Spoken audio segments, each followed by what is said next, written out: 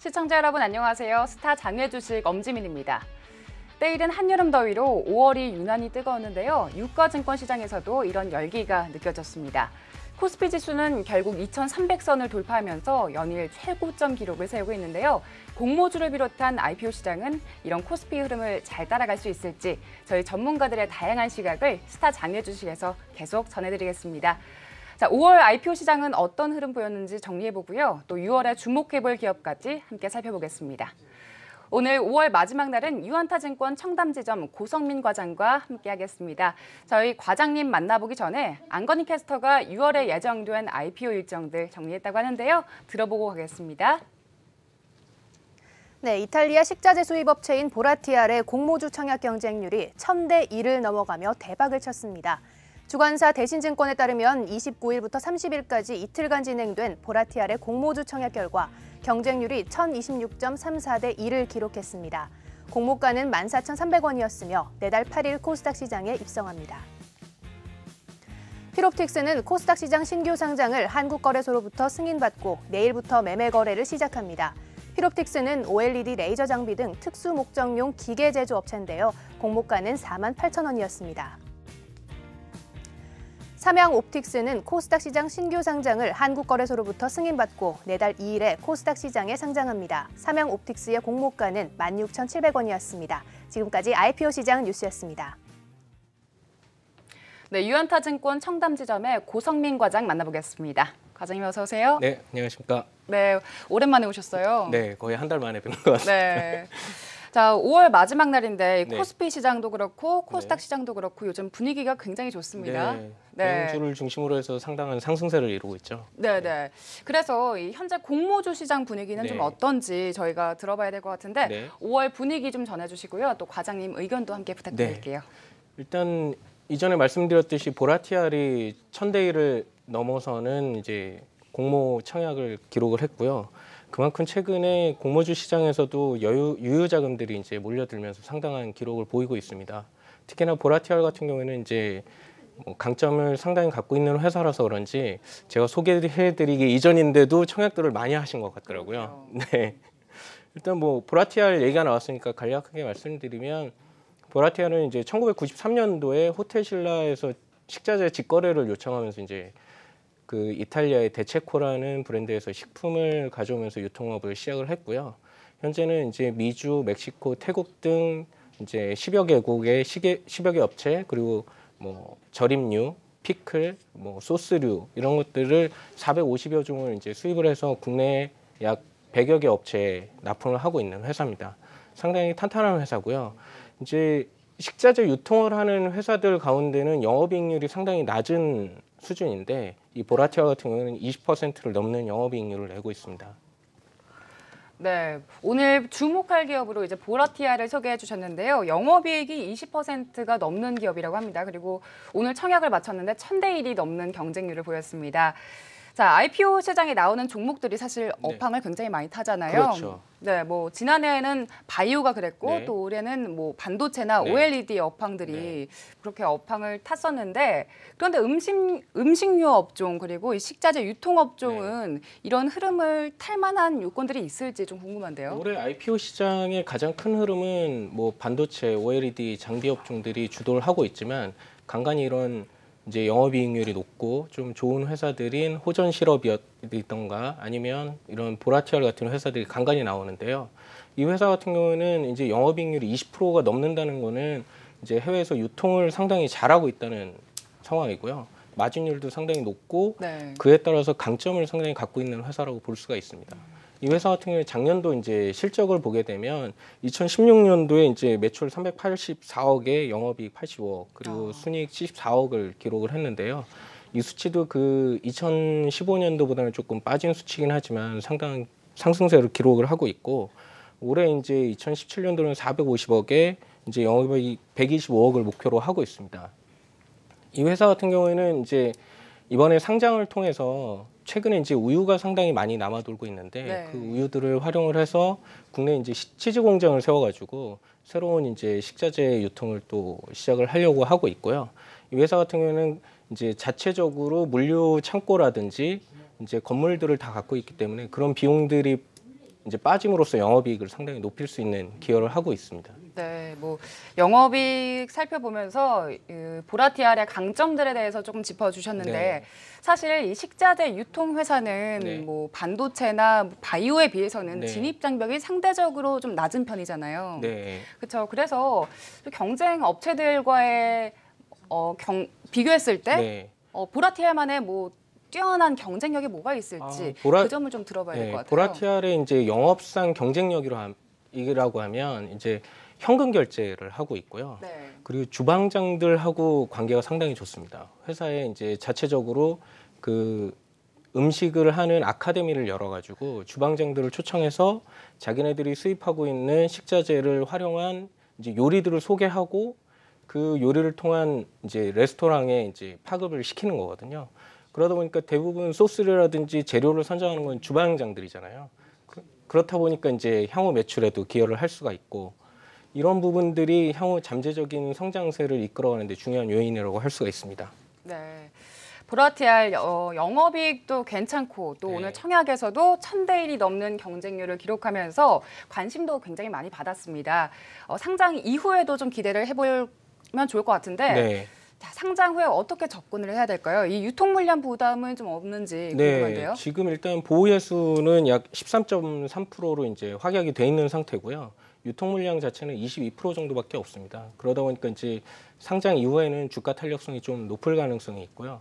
이 공모가 상단에 이제 결정이 된 게 조금 부담스럽긴 한데 네. 올해 추가적인 매출들이 일으키는 것들로 봐서는 이제 상장 이후에 이제 조금 하락하는 부분들이 생길 거거든요. 그때 이제 시장에서 진입하시면 오히려 좋은 결과가 있지 않을까. 그러니까 제 생각에는 공모가 상단이라서 한 차례 상장 이후에 이제 차익 실현 후에 재매수 이제 매도를 하시는 게 바람직하다고 생각합니다. 네. 자, 공모가가 희망 공모가 밴드 상단에서 결정이 돼서 네. 14,300원으로 네. 결정이 됐죠. 이 가격은 좀 적당한 건가요? 14,300원이면 밸류상으로 이제 1,000억 가까이 되는 상황인데요. 이 가격은 뭐 PER 10배가 채 안 되는 수준입니다. 그렇다 보니까 그 가격에서 이제 플러스 마이너스 20% 정도 하는 정도는 충분히 가격적인 메리트가 있다고 생각됩니다. 네. 자, 오늘 1000대 1이 넘는 경쟁률로 공모 청약 흥행에 성공한 보라티알 함께 살펴봤고요. 이제 상장을 앞두고 있는 기업들, 이제 상장 준비에 들어가는 기업들 이야기 들어보겠습니다. 자, 5월에 심사 청구를 완료한 기업 중에서 네. 관심을 갖는 기업들 어떤 기업 있나요? 예, 5월 달에는 이제 심사 청구로 총 6개사가 있고요. 이제 심사 승인이 난 회사가 5개사입니다. 이제 뭐 제일홀딩스, 힘스 이런 관심이 많았던 회사들이 곧 6월 달에 상장을 할 예정이고요. 이제 제가 심사 청구를 한 종목과 승인이 난 종목들을 지속적으로 말씀을 드리는 게 심사 청구를 한 종목들은 이제 굳이 공모주 시장에서 청약을 하시지 않으시더라도 적정한 가격에 이제 장외에서 매수를 할 수 있기 때문에 미리 말씀을 드립니다. 그래서 가장 관심이 많이 갖고 있었던 회사 중에 하나가 펄어비스입니다. 펄어비스. 예. 네. 펄어비스는 이제 얼마 전에 넷마블 게임즈가 이제 상장을 했는데 제2의 코스닥의 넷마블 게임즈라고 불리는 회사 중에 하나거든요.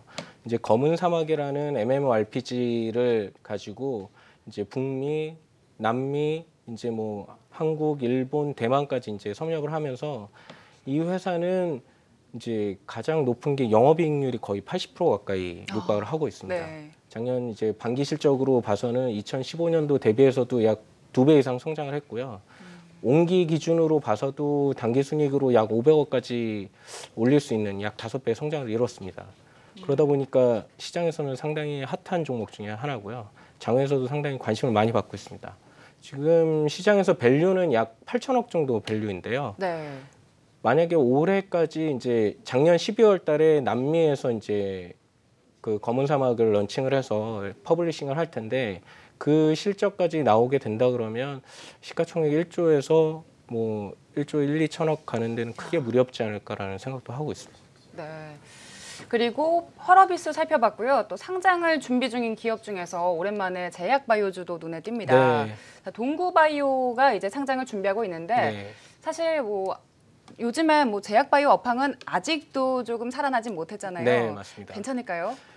기존에 이제 작년도에 제약바이오를 이끌었던 회사들은 기술 특례 상장이나 이제 임상을 들고 나와서 상장을 했던 회사들이 좀 한미약품 사태 이후에 가치를 좀 떨어뜨리게 봤던 거고요. 이 동구바이오제약 같은 경우에는 이제 처방약을 중심으로 해서 캐시카우를 가지고 네. 이제 벤처 회사를 하나 인수해서 이제 상장을 준비하고 있는 회사입니다. 그러니까 충분한 캐시카우를 꾸준히 만들 수 있으면서 이제 벤처 회사를 통해서 성장성을 겸비했고 작년 11월 달에는 이제 줄기세포를 활용한 화장품까지 출시를 하면서 그 아시아나항공 기내면세점에도 입점을 했습니다. 그러니까 여러모로 상장을 위해서 준비를 철저히 했다고 생각이 되고요. 현재 그 동구바이오제약 같은 경우에는 작년도 이제 매출 813억에 이제 영업이익 105억, 순이익 109억을 냈는데 밸류상으로도 한 10배 정도밖에 되지 않습니다. 그러니까 중소형 제약사로 좀 적게 보이실 수도 있지만 그만큼 좀 안정성을 갖고 있고 꾸준히 할 수 있다는 점에서는 좀 메리트가 아닌가 생각이 됩니다. 네. 자, 5월에 청약을 했던 기업들이 많진 않았어요. 네. 그렇죠. 이제 6월인데 6월에 청약 앞두고 있는 기업들 중에서 네. 과장님께서 조금 눈여겨보시는 기업 어떤 게 있을까요? 지금 일단은 뭐 청약을 지금 하고 있는 회사들 중에 제일홀딩스나 이런 것들이 큰 종목들이 있는데 네. 그 회사들은 좀 청약 들어가셔서 사실상 수익을 내기는 쉽지는 않을 것 같고요.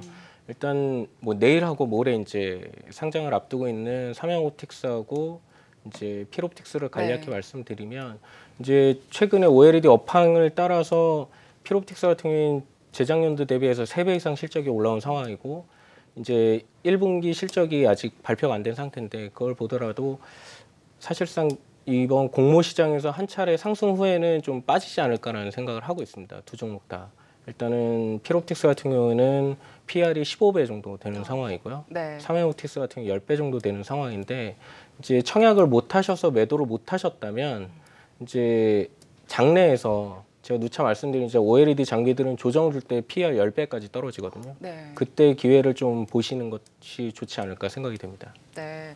자, 필옵틱스와 삼양옵틱스 눈여겨보신다고 짚어주셨습니다.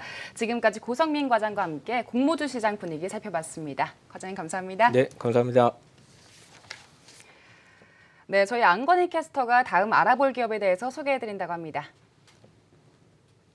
네, 오늘 알아볼 기업은 전자상거래 플랫폼 서비스를 제공하는 기업 카페24입니다. 올 들어 실적 개선세와 함께 테슬라 요건의 1호 상장 후보로 떠오르면서 시장에 관심을 받고 있는데요. 여기서 테슬라 상장이란 현재 기업의 이익이 없더라도 미래의 성장성이 있다고 판단되면 기업의 상장을 허용해서 자본시장을 통해 자금을 조달하게끔 하는 새로운 상장 기준이라고 합니다. 카페24가 한국형 테슬라 제도의 수혜를 받는 최초 기업이 될지 여부는 아직 불분명하지만 3분기 예비심사 선고를 타깃으로 해서 상장 절차를 준비하고 있다고 하는데요. 거래소 역시 테슬라 요건을 올해부터 야심차게 도입한 원년인 만큼 기준에 부합하는 기업에 대한 상장 지원을 아끼지 않을 것으로 예상되기 때문에 투자자들의 기대가 커지고 있다고 하네요. 네, 여기까지 카페24 소개해드렸고요. 이어서 이벤트 소개해드릴게요. P2P와 장외 주식에 대한 궁금한 점 생기시면 카카오톡 와우스타에서 언제든지 물어보시면 되는데요. 카카오톡 검색창에서 와우스타 P2P를 검색하시고 친구 추가하시면 투자 관련 정보와 궁금증을 한 번에 해결할 수 있습니다. 자, 이벤트 당첨자 발표해 드릴게요. 1020-0534, 5903, 7249, 8038님까지 총 5분입니다. 축하드리고요. 카카오톡 검색창에서 와우스타 P2P 검색하시고 친구 추가하시면 자동으로 이벤트에 응모가 되니까요. 많이들 참여하시고 선물도 꼭 받아가시기 바랍니다. 여러분의 많은 참여 기다리고 있겠습니다.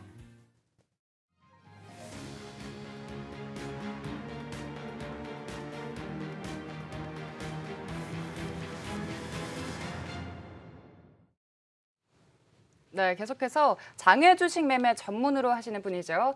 골든브리지 투자증권의 박선임 과장 만나보겠습니다. 과장님 어서 오세요. 네, 안녕하세요. 네.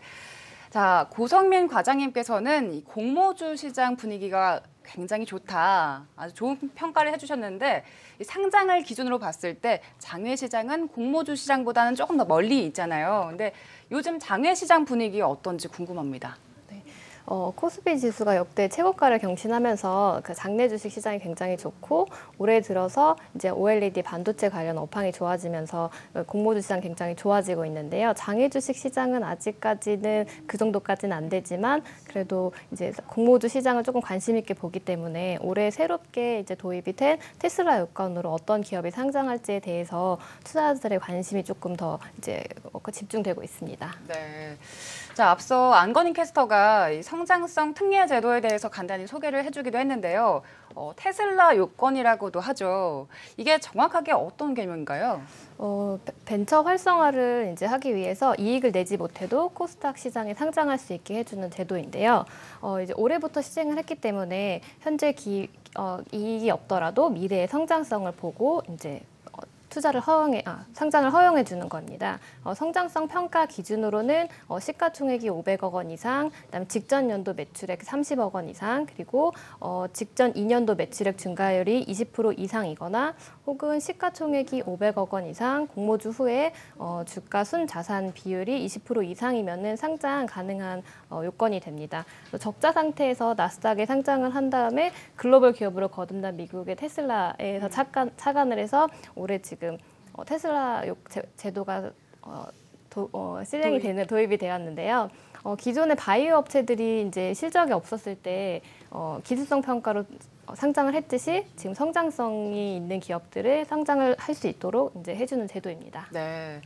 자, 이 성장성을 평가하는 요건이 그러면 시총이랑 일단 수익이 매출이 얼마나 증가했는지 이 두 가지를 보고 결정을 하는 건가요? 그게 가장 큰 거고요. 이제 테슬라 요건에서 이제 투자자들한테 좋은 기회는 이제 증권회사, 주관사에서 풋백 옵션이 있는데요. 공모가의 90% 하단으로 주가가 떨어졌을 때는 주관사에서 그 90%의 가격으로 다시 되사주는 그런 풋백 옵션이 있기 때문에 투자자들이 안정적으로 투자할 수 있기 때문에 이쪽으로 조금 더 관심이 가져지고 있는 것 같습니다. 네, 방금 말씀을 해주셨는데 이 풋백 옵션 테슬라 요건과 관련해서 가장 많이 나오는 말 중에 하나가 풋백 옵션인데 기업들이 증권사들이 굉장히 부담스러워한다라는 말을 많이 들었습니다. 이게 조금 생소한 개념이기 때문에 어떤 건지 다시 한번 설명을 좀 해주시고요. 그리고 왜 이렇게 많은 부담을 느끼는지도 좀 설명 부탁드릴게요.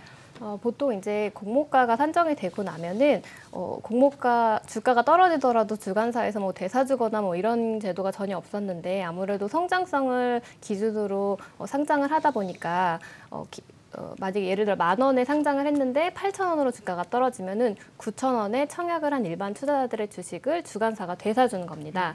그랬을 경우에 주관사 입장에서는 당연히 부담스러울 수밖에 없는 상황이고요. 그렇기 때문에 이제 테슬라 요건으로 상장을 하는 그런 성장성 특례 제도의 기업들은 아무래도 공모주 수량이 보통 20%에서 25% 정도의 공모주를 발행을 하는데 공모주 수량이 좀 적을 수도 있고요. 그러면은 경쟁률이 높아져서 청약 물량이 당연히 조금밖에 받을 수 없을 수도 있고 그다음에 부담스럽기 때문에 공모가 산정할 때 굉장히 낮게 책정을 할 수가 있어요. 그러면은 장외에서 거래되는 그런 가격보다 훨씬 더 낮은 가격으로 이제 상장을 할 수 있기 때문에 기존의 투자자들의 입장에서는 조금 왜 이렇게 낮게 했지라는 이제 의문이 들 수도 있을 것 같습니다. 네.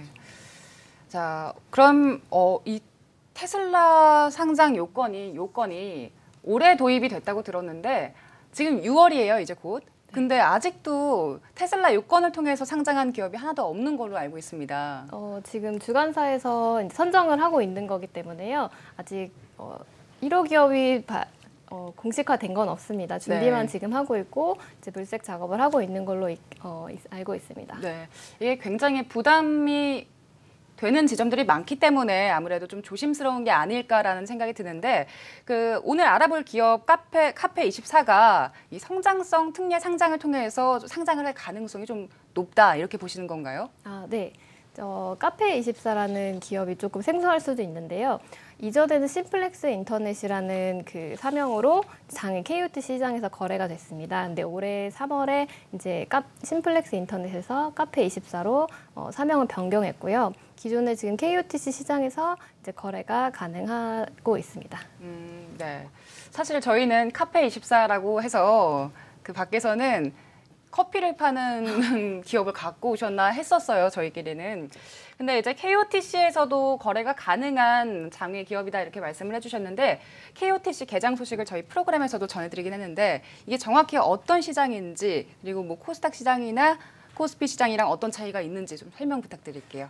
비상장 주식을 거래할 수 있는 지금 시장은 코넥스 시장이 있고요. 코넥스에는 이제 코넥스의 특례가 있기 때문에 뭐 양도소득세가 면제된다던가 뭐 이런 것들이 있는데 지금 제도화된 시장에서는 KOTC 시장이 있습니다. 현재 한 121개 정도의 종목이 거래가 되고 있고요. KOTC 시장에서는 그 제도의 투명성을 위해서 그리고 거래 안전성 이런 것들을 하기 위해서 개인들이 예를 들어서 비상장 주식을 투자할 때 상대매매 1대1 상대매매이기 때문에 제가 투자 금액이 10만 원밖에 없으면 10만 원의 주식을 가치를 파시는 분을 만나야지만 체결이 될 수가 있거든요. 3주 사고 싶어요, 7주 사고 싶어요 하면 보통 체결이 거래가 되기 어려운데 지금 KOT 시장에서는 호가를 보고 이제 개인들이 바로 투자 금액이 5만 원만 있더라도 적은 금액으로도 투자를 할 수 있는 그런 장점이 또 있습니다. 네. 올해 또 이제 그 증권 거래세가 비상장 주식은 0.5%인데 0.3%로 증권 거래세도 지금 낮췄고요. 대신에 이제 양도소득세는 있으니까 이제 그건 자신 신고를 해주셔야 됩니다. 양도세는 있는 것으로. 네. 자, 그럼 카페24 어떤 기업인지 설명을 아까 간단하게 해주셨는데요. 전자상거래 서비스를 제공하는 기업이다 이렇게 말씀을 해주셨어요. 네. 그런데 이게 테슬라 요건을 통해서 상장이 가능한 상황인 거면 성장세가 지금 계속해서 좀 높아지는 상황인 것 같은데 실적은 지금 어떻게 되나요? 실적은 지금 2013년부터 14년, 15년, 16년을 봤을 때 사실 당기순이익은 39억 14년에 39억 적자, 15년에 18억 원 적자, 16년에 13억 원 이제 적자 손실이 난 기업입니다. 근데 그거와 반대로 이제 매출은 14년에 700억 원, 그리고 15년에 800억 원, 작년에는 1,000억 원을 넘어섰기 때문에 지금 매출액을 봤을 때는 그 14년부터 전년 대비해서 15%에서 23%씩 꾸준히 성장을 해오고 있습니다. 그래서 올해 또 분기 실적이긴 하지만 또 단기 순이익이 지금 1분기에 발생을 한 상황이고요. 네, 카페24는 쉽게 말해서 그 전자상거래 플랫폼 서비스를 제공하는 건데 네. 세 가지를 말씀드리면 이제 제가 인터넷 카페를 그 카페가 네. 인터넷 카페거든요. 인터넷 네. 카페를 만들 때 기획부터 그다음에 배송 서비스까지 결제, 광고까지 다 해주는 그런 솔루션도 제공을 하고 있고요. 그다음에 포털 사이트에 저희가 30대 여성이 로그인을 했을 때 이제 그 여성에게 맞는 뭐 예를 들어 의류나 화장품 이런 게 광고가 보여지고 30대 뭐 남성이 접속을 했을 때 뭐 면도기나 뭐 자동차 이런 것들이 보여질 수 있게끔 광고 솔루션까지 제공을 하고 있고요. 네. 기본적으로 그 웹 호스팅을 안정적으로 계속 쭉 꾸준히 해왔기 때문에 이제 네. 1999년도에 설립된 회사이기 때문에 안정적으로 계속 매출 구조가 나고 있는 그런 회사입니다. 근데 이제 해외 쪽으로 실적이 조금 적자가 나고 있어서 그렇지 해외 쪽 매출을 제외하고는 이제 적자가 기업은 아니고요. 국내에서는 계속해서 흑자가 나고 있는 상황인 거죠. 네. 네. 이 전자상거래 서비스를 제공하는 업체라면 카페24 말고도 사실 비슷한 기업들이 좀 많을 것 같은데 좀 경쟁 회사들도 좀 있나요? 그러니까 지금 그 전자상거래 플랫폼을 제공하는 건데 예를 들어 광고를 한다고 하면은 뭐 에코마케팅이나 뭐 이렇게 광고를 따로 하거나 뭐 아니면 웹 호스팅을 따로 하는 회사거나 이런 게 있긴 할 텐데 지금 카페24처럼 모든 것 이제 토탈적으로 서비스를 제공하는 회사는 제가 아직까지는 지금 보지는 못해가지고 이렇게 경쟁 상대라고 하기에는 조금 비슷한 기업이 지금 그 해외에 있는 소피파이라는 회사가 있고요. 네, 국내에서는 이렇게 다 토탈적으로 제공하는 거는 잘 모르겠습니다. 굉장히 딱 이야기를 들었을 때 이 서비스들이 굉장히 익숙하고 저희 주변에서 만나볼 수 있는 일들이 많기 때문에 경쟁사들이 좀 많겠다라는 생각을 했는데 생각보다 그렇진 않은가 보네요. 그러니까 따로따로 이제 뭐 광고를 제공하거나 뭐 이런 게 있긴 한데 토탈적으로 다 하는 기업은 제가 준비했을 때는 확인을 못했습니다. 네. 그 KOTC에 지금 등록돼 있는 상태라면 차트가 있을 텐데 최근 주가 흐름은 좀 어떤지 살펴볼 수 있을까요? 비상장 주식은 사실 차트가 의미가 굉장히 있진 않거든요. 왜냐하면은 거래가 다 1대1 상대 매매로 이루어지기 때문에 차트가 굉장히 이렇게 의미가 있진 않지만 그 네. KOTC 시장에서 이제 거래 흐름을 확인을 할 수는 있거든요. 보시면은 올해 2017년 1월에는 지금 한 7,000원대 정도 가격을 기준으로 하면 시가총액이 한 555억 정도였는데요.